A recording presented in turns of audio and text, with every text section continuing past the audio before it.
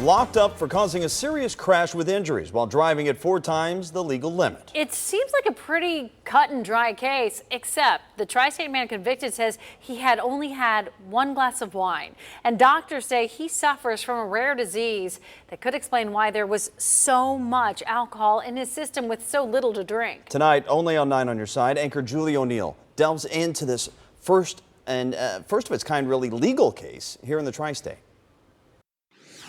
It was a nice, warm August day. Driving along winding Loveland Branch Hill Road. Maybe my mind was elsewhere. He'd worked a full day, fixed supper, and just filled his car with gas when the road and Michael Forrest Behne's life took a tragic turn. I'm deeply sorry for what happened.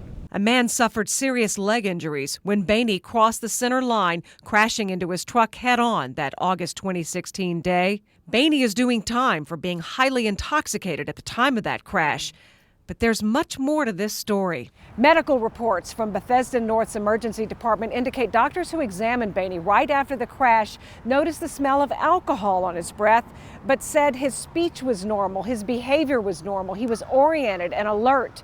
At the same time, a test comes back saying his blood alcohol level is 0.325. That's 4 times the legal limit. Shock. It didn't make any sense to me. I had talked to him all afternoon.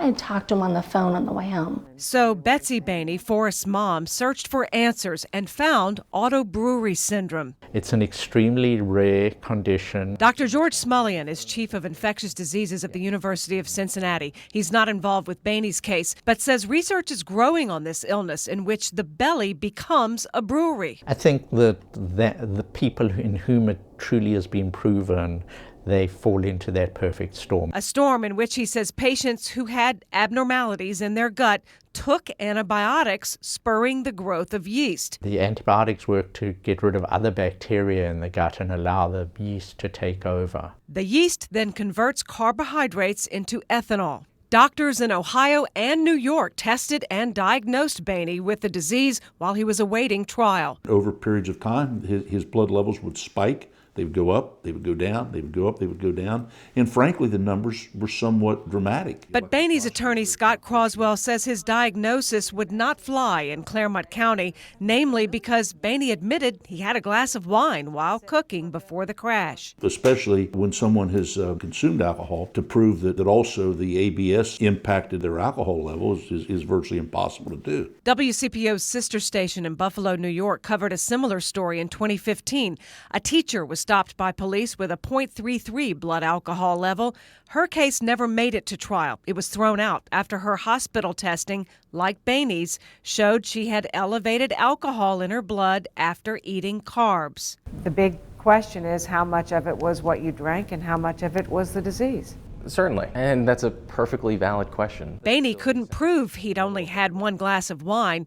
His mother admits she bought breathalyzers and even hired a private detective to watch her son so she could be sure he drank no alcohol during testing. What we do find with this illness is that he can walk around for days at the time at 2, 3, 4 times the legal limit and be completely unaware. It was my normal. Behne says he believes symptoms started in his final year of college after he took antibiotics and then took his microbiology degree to work in a lab at a local brewery where he tested yeast. Behne believes the yeast he touched and breathed at work could have impacted him along with the carbs he'd eaten the day of the crash. The way in which it could be determined would be to look at his GI flora and see if you could find the same yeast strains that are used in breweries.